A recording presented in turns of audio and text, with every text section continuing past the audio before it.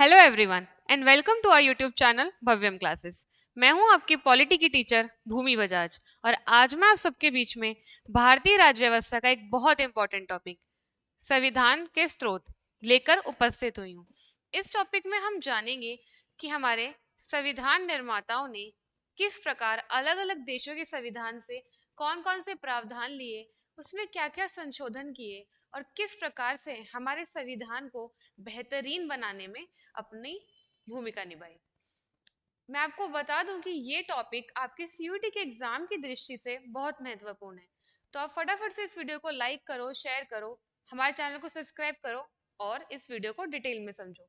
So let's start. हमारे topic का नाम है संविधान का स्रोत। अब सबसे पहले तो हम थोड़ा डिटेल में चीजों को रिवाइज करते हैं अपनी प्रीवियस क्लासेस की, जिससे कि आपका जो बैकग्राउंड है वो क्लियर हो जाए। हमने क्या बात की थी कि संविधान क्या है? ये एक रिटन डॉक्यूमेंट है, एक लिखित दस्तावेज है जिसमें कि कानून है, नियम है, रूल्स रेगुलेशंस हैं, जिसके बिहाफ पे हमारे देश में शासन संचालित होता है। और हमने क्या बात की थी कि संविधान का निर्माण करने के लिए संविधान सभा का गठन किया गया था। और संविधान सभा का गठन किया गया था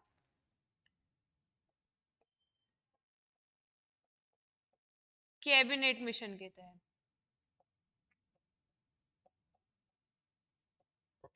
कैबिनेट मिशन के तहत संविधान सभा का गठन किया गया था। और इसके लिए चुनाव कब हुए थे? संविधान सभा के गठन के लिए चुनाव हुए थे जुलाई 1946 में। और उस समय संविधान सभा में कितने सदस्य थे? 389, जिसमें से 292 तो सीधे सीधे जो ब्रिटेन के शासन वाले प्रांत थे वहां से आए थे। और 93 कहां से थे? ये थे देशी रजवाड़ों से। और 4 कहां से थे? ये थे केंद्र शासित प्रदेश। ये सब वो चीजें हैं जो हम अपनी प्रीवियस क्लासेस में डिस्कस कर चुके हैं। इसके साथ हमने बात की थी कि भारतीय संविधान जो है वो 26 नवंबर 1949 में पूरा हो गया था। हमने एमसीक्यू भी किया था कि हमारा जो भारत का संविधान है वो पूर्ण रूप से तैयार हो गया था 26 नवंबर 1949 को। लेकिन ये लागू कब हुआ था? ये लागू हुआ था 26 जनवरी 1950 को। तो आज हम डिस्कस करेंगे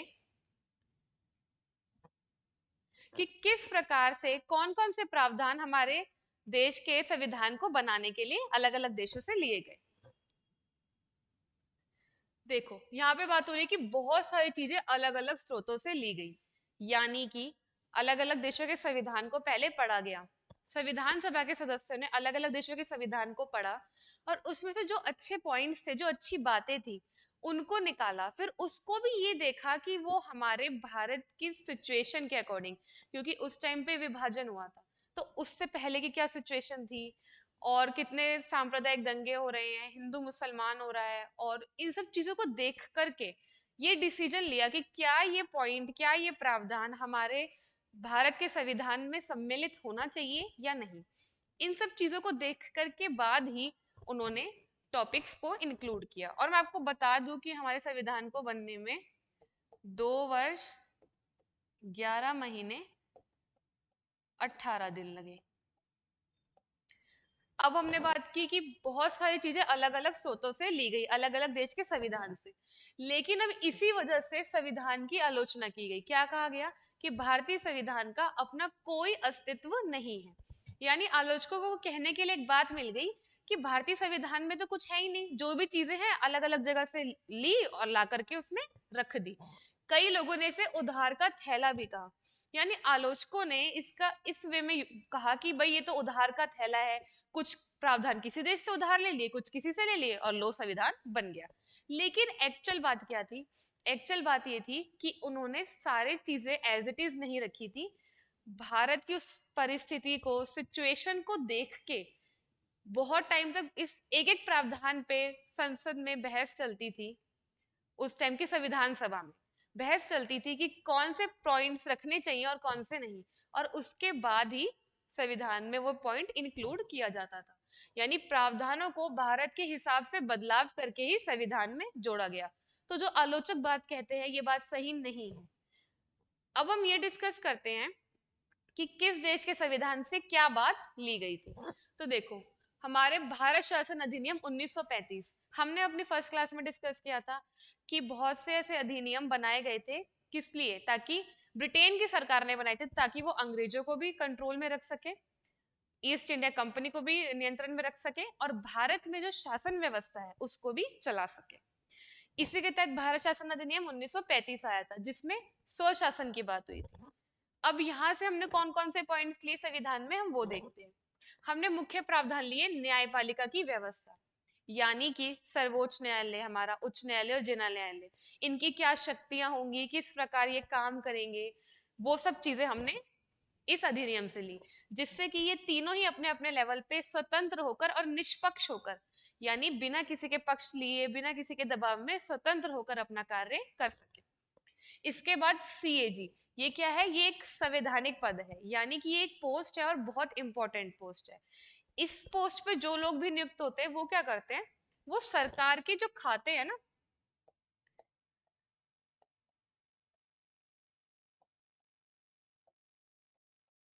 सरकार के खाते क्या है, कितने पैसे किसको पास जा रहे हैं, इन सब चीजों का ब्यौरा रखते हैं, इन सब चीजों का ध्यान रखते हैं। तो इस पोस्ट के बारे में भी हमने इस अधिनियम से लिया था। और क्या लिया था, लोक सेवा आयोग यानी यूपीएससी, यानी यूपीएससी जो आज भी बहुत से भारतीय सेवक, अखिल भारतीय सेवकों की नियुक्ति करता है, जैसे आईएएस, आईपीएस। ये जो प्रावधान है यूपीएससी का, ये भी हमने इस अधिनियम से लिया था। ठीक है, यहाँ पे क्या लिखा है कि इसका उल्लेख संविधान के भाग 14 में अनुच्छेद 315 से 323 में है। तो आपका क्वेश्चन ये भी आ सकता है कि संविधान के किस भाग में यूपीएससी का वर्णन है, तो भाग 14 में वर्णन है, और किस अनुच्छेद में 315 से 323 में है। ठीक है, इसके बाद ये 3 पॉइंट्स ऐसे हैं जो हमने भारत शासन अधिनियम 1935 से लिए थे। अब इसके बाद हम बात करेंगे हमने ब्रिटेन से क्या लिया। हमने जो जो चीजें ब्रिटेन से ली वो आपको टिप्स में याद होनी चाहिए, ताकि जब आपके सीयूटी के एग्जाम में एमसीक्यूज पूछे जाएं तो आप बिना कंफ्यूज हुए आंसर दे सकें। यहाँ पे संसदीय शासन व्यवस्था, ठीक है, इसमें क्या बात हुई कि लोकसभा होगी, राज्यसभा होगी और संसद, और संसद में क्या होगा, राष्ट्रपति भी होंगे, और इसके साथ क्या बात हुई कि संसद में एक वर्ष में, ठीक है, संसद में क्या होगा, एक वर्ष में 3 सत्र होंगे, एक बजट सत्र, एक मानसून सत्र और एक शीतकालीन सत्र। तो किस प्रकार से लोकसभा के क्या क्या काम करेगी, कितने मेंबर्स होंगे, राज्यसभा के क्या शक्तियां होंगी, ये जो पूरी व्यवस्था है ये हमने कहा से ली, ब्रिटेन से ली। अच्छा, और क्या लिया, विधि का शासन, यानी विधि यानी कानून, कि किस प्रकार से कानून का शासन चलेगा, विधि के हिसाब से शासन होगा, सबसे ऊपर कानून है। ठीक है, कोई अपनी मनमानी यहाँ नहीं करेगा, तो ये पॉइंट भी हमने ब्रिटेन से लिया। और मंत्रिमंडलीय प्रणाली, यानी कि संसद में जो सरकार है उसके द्वारा मंत्रिमंडल का गठन किया जाएगा। यानी हमने पहले भी पढ़ा था कि हर एक सदस्य को एक मंत्रिमंडल मिलेगा, फिर वो उसके लिए रूल्स बनाएगा, जैसे विदेश मंत्री हो गया। ठीक है, तो ये मंत्रिमंडलीय प्रणाली भी हमने ब्रिटेन से ली थी। एकल नागरिकता, एकल नागरिकता क्या होता है, ये आपका सीयूटी में भी है, नागरिकता का टॉपिक हम आगे क्लासेस में डिस्कस करेंगे। एकल नागरिकता यानी जो भी व्यक्ति है यहाँ पर रह रहा है वो सिर्फ भारत का नागरिक माना जाएगा, वो किसी राज्य का नागरिक नहीं होगा। अगर वो भारत के साथ साथ राज्य का नागरिक भी माना जाता तो वो दोहरी नागरिकता होती, बट यहाँ पे एकल नागरिकता है। ठीक है, भारत में भी एकल नागरिकता है क्योंकि हमने भारत ने यहीं से अडॉप्ट किया, और ब्रिटेन में भी। लेकिन दोहरी नागरिकता कहां पर है, ये है अमेरिका में। और एकल नागरिकता कहां पर है, ब्रिटेन में और भारत में, जहां पर जो भी व्यक्ति है वो उस देश का नागरिक माना जाएगा, राज्य का नहीं। ये देखो, भारत का नागरिक, राज्य का नहीं। और क्या पॉइंट लिया है, संसदीय विशेषाधिकार, यानी कि लोकसभा, राज्यसभा, उसमें जितने भी सदस्य हैं, और उसके अलावा जो संसदीय समितियां भी होती हैं, उन सब के जो भी मेंबर्स हैं उनको कुछ विशेष अधिकार दिए जाएंगे। वैसे विशेष अधिकार नहीं जैसे पहले के टाइम में मिलते थे कि राजा का बेटा है तो विशेष अधिकार, वैसे नहीं। विशेषाधिकार इस बेस पे दिए जाएंगे ताकि वो स्वतंत्र होकर अपना कार्य कर सके। तो जो ये संसदीय विशेषाधिकार है ये भी हमने ब्रिटेन से लिया और इसका उल्लेख संविधान के अनुच्छेद 105 में है। ये आपको मैंने इसलिए लिख करके दिया है ताकि आपको ये पता होना चाहिए और आपके एग्जाम में पूछा जाए तो आपको क्लियर रहे। अब हम चलते हैं आगे, देखेंगे कि और किस देशों से हमने कौन कौन से प्रावधान लिए। हमने संयुक्त राज्य अमेरिका, यहां से क्या क्या लिया? मौलिक अधिकार, सबसे इंपॉर्टेंट चीज मौलिक अधिकार हमने अमेरिका से लिए। अब मौलिक अधिकार क्या होते हैं और इनफैक्ट अधिकार क्या होते हैं, तो देखो अगर मैं बात करूं जो एक्चुअल में मनुष्य के तार्किक दावे हो गए, ठीक है, जिसके बेस पे मनुष्य की डेवलपमेंट हो सकती है और साथ साथ उसको कहाँ कहाँ से मान्यता मिली, मतलब किस किस ने उसको एक्सेप्ट कर लिया, तो वो चीजें तो हो गई हमारे अधिकार। जैसे उसको मनुष्य ने, समाज ने और राज्य, जब ये तीनों की तरफ से मान्यता मिल जाती है तो वो अधिकार हो जाता है। लेकिन जब उसी अधिकार को संविधान में सम्मिलित कर लिया जाए, संविधान में उस चीज का वर्णन आ जाए, तो वो मौलिक अधिकार होता है। और हमारे पहले कितने मौलिक अधिकार थे? पहले हमारे 7 मौलिक अधिकार थे, लेकिन अब संपत्ति के अधिकार को हटाते हुए हमारे 6 मौलिक अधिकार हैं। कौन कौन से? स्वतंत्रता का अधिकार, जो क्या कहता है, ये बताता है कि जन्म से ही सभी मनुष्य समान है, तो किसी से भी किसी भी प्रकार का भेदभाव, चाहे हम जाति के बेस पे करें, लिंग के बेस पे, वो सब नहीं होना चाहिए। इसके अलावा स्वतंत्रता का अधिकार जो क्या बताता है कि हर एक व्यक्ति को कहीं भी घूमने फिरने की, कोई भी व्यवसाय करने की, अभिभाषण की सभी प्रकार की स्वतंत्रताएं उपलब्ध हैं। और शोषण के विरुद्ध अधिकार कि किसी भी प्रकार से बाल मजदूरी या किसी भी प्रकार का, जैसे मानव की भी व्यापार होता था, वो सब चीजें नहीं होनी चाहिए। और धार्मिक स्वतंत्रता कि इस देश में रहने वाला हर एक नागरिक अपनी इच्छा के अनुसार कोई भी धर्म अपना सकता है। और धार्मिक और शैक्षिक अधिकार यानी कि किसी भी प्रकार की शिक्षा जिस भी भाषा में आप चाहें आप ले सकते हैं, कोई भी शिक्षा संस्थान आपको इस चीज के लिए फोर्स नहीं करेगा। और एक लास्ट अधिकार संवैधानिक उपचारों का अधिकार, जो इन 5 अधिकारों को अगर उल्लंघन हो तो उस केस में हम उस अधिकार के तहत सर्वोच्च न्यायालय जा सकते हैं। तो जो ये 6 मौलिक अधिकार हैं, अब 6 हो गए हैं, ये हमने कहाँ से लिए? अमेरिका से लिए। और इसका उल्लेख कहाँ पे है? संविधान के अनुच्छेद 12 से 35 में भाग 3 के अंतर्गत। तो ये एक इंपॉर्टेंट प्रावधान है। कई बार वो पूछ सकते हैं कि भारत के संविधान में मौलिक अधिकार हमने किस देश से लिया है, तो वो हमने अमेरिका से लिया। ठीक है। अब न्यायिक पुनरावलोकन यानी कि न्यायपालिका के पास ये शक्ति है कि संसद अगर कोई भी ऐसा कानून बना रही है जो सही नहीं है, जो संविधान के अकॉर्डिंग नहीं है, तो वो उस चीज को निरस्त कर सकती है। निरस्त कर सकती है मीन्स उसको हटा सकती है, उसमें कुछ चेंजेस कर सकती है। तो न्यायपालिका यहाँ पे संसद द्वारा बनाए गए विधि यानी कानून की जांच कर सकती है, उसको ये अधिकार है। तो ये न्यायिक पुनरावलोकन भी हमने अमेरिका से लिया है। और क्या लिए? संविधान की सर्वोच्चता। सर्वोच्चता का मतलब क्या है कि संविधान ही सबसे ऊपर है, भारत के अंदर संविधान ही सबसे ऊपर है। और संविधान को शक्ति कहाँ से मिल रही है? संविधान की शक्ति का स्रोत जनता है, क्योंकि जनता उसको एक्सेप्ट कर रही है, जनता संविधान के ऊपर ट्रस्ट करके बैठी है, इसलिए संविधान सबसे ऊपर है। ठीक है, भारत में सबसे ऊपर संविधान है, तो संविधान की सर्वोच्चता भी हमने अमेरिका से लिया है। इसके बाद निर्वाचित राष्ट्रपति, यानी हमारे देश में प्रधानमंत्री के ऊपर भी एक मुखिया होगा और उस मुखिया को हम निर्वाचित करेंगे। किस प्रकार? जनता के द्वारा अप्रत्यक्ष रूप से निर्वाचित, यानी जनता पहले क्या करेगी, कुछ प्रतिनिधियों का चुनाव करेगी, फिर वो प्रतिनिधि राष्ट्रपति को चुनेंगे। तो ये क्या हो गया? अप्रत्यक्ष चुनाव यानी इनडायरेक्ट वे में इलेक्शन। तो ये जो प्रावधान है ये भी हमने अमेरिका से लिया था। इसके बाद महाभियोग। महाभियोग किसके ऊपर? राष्ट्रपति पर।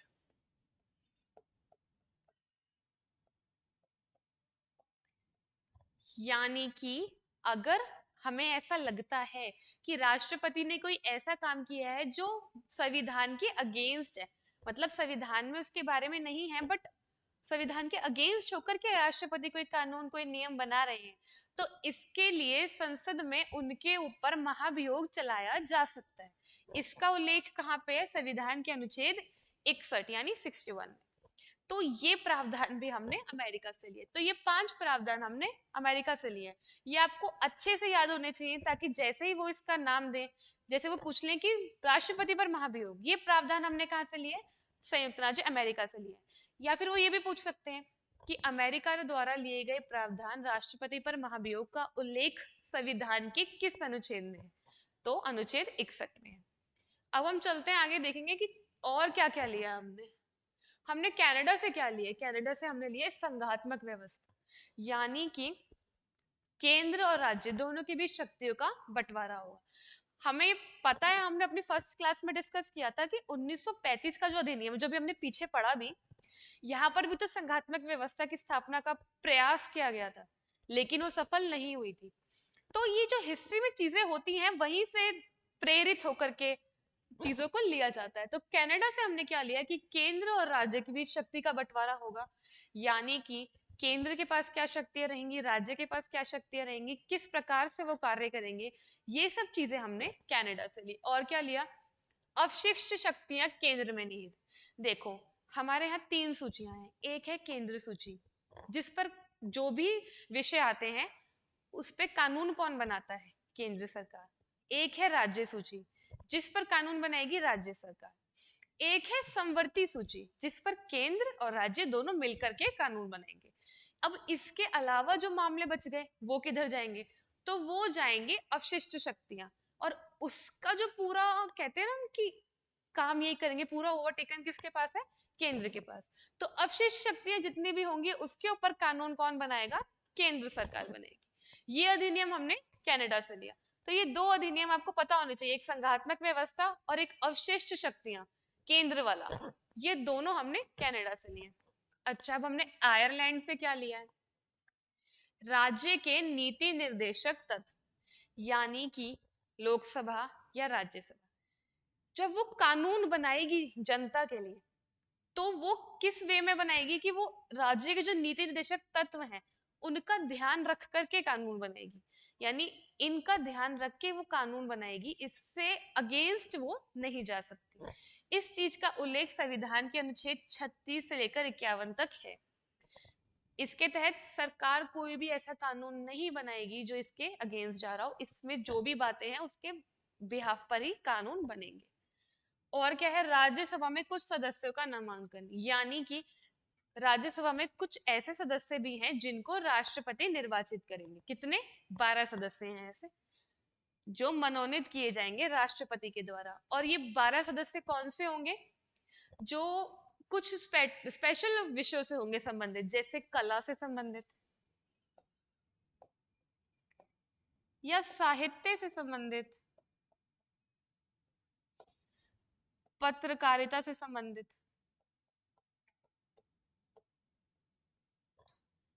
या खेल से संबंधित।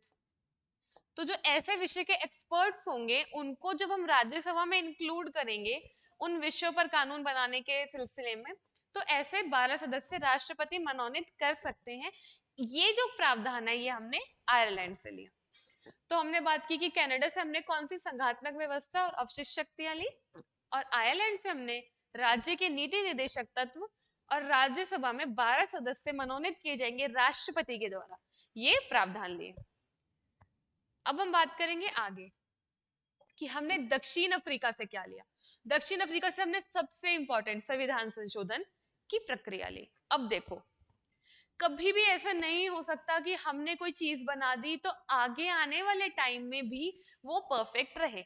यानी देखो, संविधान सभा ने तो बहुत अच्छे से कोशिश की और अपना बेस्ट देके हमें बेहतरीन संविधान दिया, लेकिन जेन्युइन में क्या बात हुई, जैसे जैसे परिस्थितियां बदलती गई हमें ऐसा महसूस हुआ कि इस पॉइंट पे आकर के इसको चेंज अब करना चाहिए। उस टाइम के अकॉर्डिंग तो ठीक था जब संविधान सभा ने संविधान बनाया था, बट आज के टाइम में क्योंकि बहुत से चेंजेस हुए हैं, परिस्थितियां बदली हैं, तो इसमें चेंज आ जाना चाहिए। तो संविधान सभा के जो सदस्य थे वो इतने दूरगामी हम कह सकते हैं उन्हें, कि वो इतना दूर का सोच करके, ये उन्हें पता था कि आने वाले टाइम में हो सकता है कि बहुत से चेंजेस हमें करने हो संविधान में, तो इसके लिए भी वो एक संविधान संशोधन की बात संविधान में लिख करके गए, जिसमें क्या है, जिसका उल्लेख अनुच्छेद 368 के तहत है, जिसमें अगर कोई ऐसा पॉइंट है, कोई ऐसी चीज है जिसपे संशोधन होना चाहिए, तो उसमें बहुमत के हिसाब से संशोधन किया जा सकता है। अब संशोधन की प्रक्रिया क्या होती है? 3 प्रक्रिया होती है। या तो एक तो होता है साधारण बहुमत, या फिर होता है विशेष बहुमत, या फिर होता है विशेष बहुमत प्लस आधे राज्यों का समर्थन, कि आधे राज्य भी सपोर्ट करें और विशेष बहुमत भी हो। तो इस प्रकार संविधान संशोधन हमने कहां से लिया? दक्षिण अफ्रीका से। अच्छा, अब हमने फ्रांस से क्या लिया भाई? फ्रांस से हमने समानता, स्वतंत्रता और बंधुत्व, ये 3 शब्दों को लिया। देखो, फ्रांस की क्रांति से मेनली, कहां से? फ्रांस की क्रांति से हमने ये 3 शब्द लिए। समानता का अर्थ क्या है? कि जन्म से ही सभी मनुष्य समान है, तो किसी से किसी प्रकार का भेदभाव नहीं किया जा सकता। इसके बाद स्वतंत्रता, यानी हर व्यक्ति को कहीं भी आने जाने की, कहीं भी घूमने फिरने की, किसी भी प्रकार का व्यवसाय चुनने की, भारत के देश में कहीं भी रहने की स्वतंत्रता है। और बंधुत्व, बंधुत्व यानी भाईचारा, यानी कि किसी प्रकार की कोई लड़ाई, कोई युद्ध नहीं, ठीक है, भाईचारा। तो ये 3 जो शब्द हैं, ये हमारे संविधान की प्रस्तावना में भी हैं। ये हमने कहां से लिए? ये हमने लिए फ्रांस से। प्रस्तावना मैंने आपको लास्ट क्लास में बताया था, प्रस्तावना, उद्देशिका या प्रेमबल। जो पहले क्या था? उद्देश्य प्रस्ताव था, जिसको 13 दिसंबर 1946 में जवाहरलाल नेहरू जी के द्वारा पेश किया गया था, और बाद में जाकर के उसको 22 जनवरी 1947 में संविधान सभा में पूरे तरीके से जब इस पे चर्चा हो चुकी थी, इसको पारित कर दिया गया, और आगे चल करके ये संविधान की प्रस्तावना बनी। तो संविधान की प्रस्तावना में भी इन तीनों शब्दों का उल्लेख है। तो ये शब्द हमने कहां से लिए? फ्रांस की क्रांति से। और क्या लिया हमने वहां से? गणतंत्र, यानी कि भारत के देश में जनता जो प्रतिनिधि चुनेगी, उनके द्वारा शासन चलाया जाएगा, यानी अल्टीमेट शासक कौन है? जनता। गणतांत्रिक व्यवस्था यहाँ पर है, ये प्रावधान भी हमने फ्रांस से लिया। क्वेश्चन वो यहीं से पुटअप करेगा, ये 3 वर्ड्स देके पूछेंगे पेपर में आपसे कि इन शब्दों को हमने किस देश के संविधान से लिया, तो ये हमने फ्रांस के संविधान से लिया। या फिर वो पूछ सकते हैं कि हमारे देश में गणतंत्र की जो व्यवस्था है वो कहां से ली गई? वो फ्रांस से ली गई। अब हम चलते हैं आगे, देखेंगे और किस देश के संविधान से हमने क्या क्या लिया। तो हमने ऑस्ट्रेलिया से क्या लिया? समवर्ती सूची। देखो, अभी मैंने आपको बताया 3 प्रकार की सूची है। एक केंद्र सूची, जिसपे कौन कानून बनाएगा, जिसको कौन देखेगा? केंद्र सरकार। एक राज्य सूची, जो राज्य सरकार के अंडर आएगी। एक समवर्ती सूची, जो केंद्र और राज्य दोनों के बीच में, दोनों के पास आएगी, उस पर कानून दोनों बना सकते हैं। तो वो प्रावधान हमने लिया ऑस्ट्रेलिया से। संयुक्त अधिवेशन, अब ये क्या है? देखो, जब भी कोई भी चीज, कानून, अगर मान लो हमें संसद में कोई कानून बनाना है, तो वो सीधे सीधे नहीं बनता। सबसे पहले वहां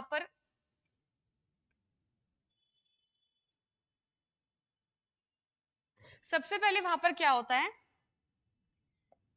बिल पास होता है, जिसको हम विधेयक भी कहते हैं। क्या होगा? सबसे पहले संसद में विधेयक पास किया जाएगा, ठीक है। जब वो विधेयक पास हो जाएगा, उसको दोनों सदनों में बहुमत मिल जाएगा, पारित वो हो जाएगा, उसके बाद वो कानून बनेगा। तो अगर मान लो संसद में कोई विधेयक आया, ठीक है, संसद में, लेकिन लोकसभा और राज्यसभा दोनों में वो पारित नहीं हो सका, उस केस में अगर राष्ट्रपति चाहे, कौन? उस केस में अगर राष्ट्रपति चाहे, तो वो संयुक्त अधिवेशन या संयुक्त बैठक, जिसे हम कहते हैं, अधिवेशन अर्थात बैठक, बुला सकता है। और उस बैठक की जो अध्यक्षता है वो कौन करेंगे? वो करेंगे हमारे लोकसभा के अध्यक्ष। वो कौन करेंगे? लोकसभा के अध्यक्ष। तो इसको ही हम कहते हैं संयुक्त अधिवेशन, जो राष्ट्रपति के द्वारा बुलाया जाता है। इसका उल्लेख हमारे अनुच्छेद 108 में है। संविधान के 108 अनुच्छेद जो है, उसमें संयुक्त अधिवेशन का उल्लेख किया गया। अब हमने जर्मनी से क्या लिया? एक्चुअल में कई बार पेपर में क्या होगा ना, वो आपको पूछेंगे जर्मनी के वीमर संविधान से। जर्मनी तो एक्चुअल में देश है, पर वो क्या पूछेंगे, वीमर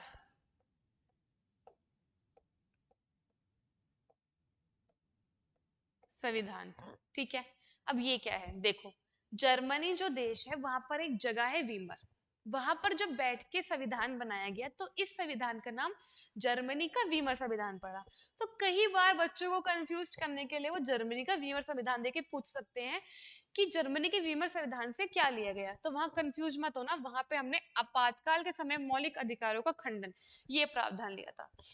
अब इसका मतलब क्या है देखो, अगर हमारे देश में सरकार के द्वारा आपातकाल लगाया जाएगा, किस स्थिति में लगाया जाएगा, या तो बाहरी आक्रमण हो, मतलब जब किसी और देश के द्वारा अचानक से हमारे ऊपर आक्रमण कर दिया जाए, ठीक है, या कोई युद्ध हो, या सशस्त्र विद्रोह हो जाए। इस स्थिति में जब आपातकाल लगाया जाएगा तो नागरिकों के जो मौलिक अधिकार हैं वो उनका खंडन हो जाएगा, यानी कि वो समाप्त हो जाएंगे। यानी कि इस केस में मौलिक अधिकारों का खंडन हो जाएगा और कोई भी नागरिक उस समय सर्वोच्च न्यायालय या उच्च न्यायालय में जाकर के याचिका दायर नहीं कर सकता। वो ये नहीं कह सकता कि मेरे मौलिक अधिकारों का उल्लंघन हुआ, क्योंकि उस समय देश में आपातकाल लगा होगा। तो जर्मनी के वीमर संविधान से या जर्मनी देश के संविधान से हमने ये एक प्रावधान लिया है। अच्छा, अब हम देखते हैं आगे हमने जापान से क्या लिया। जापान से हमने विधि द्वारा स्थापित प्रक्रिया, यानी देश में वही सब चीजें चलेंगी कानून के अकॉर्डिंग। विधि यानी कानून, कि कानून के द्वारा स्थापित प्रक्रिया के अकॉर्डिंग ही देश में शासन चलाया जाएगा। ये चीज हमने जापान से ली। और हमने रूस, जिसका पूर्व नाम क्या है, सोवियत संघ। हमने पढ़ा था ना पहले, सोवियत संघ और अमेरिका दो महाशक्ति हुआ करते थे, फिर सोवियत संघ 15 गणराज्यों का मिल करके बना था, और फिर जब एंड में उसको अपना प्रतिनिधि चुनना था, जब सोवियत संघ का विघटन हुआ था तो उसने रूस को चुना था, क्योंकि रूस सबसे शक्तिशाली था। खैर से टॉपिक से अलग बात हो गई। तो जो रूस, जिसका पूर्व नाम सोवियत संघ था, यहाँ से हमने क्या लिए हैं, मौलिक कर्तव्य लिए। देखो, पहले हमारे संविधान में मौलिक कर्तव्यों का उल्लेख नहीं था। यानी अगर मैं कहूँ हमारा जो मूल संविधान है, जो एक्चुअल संविधान है हमारा,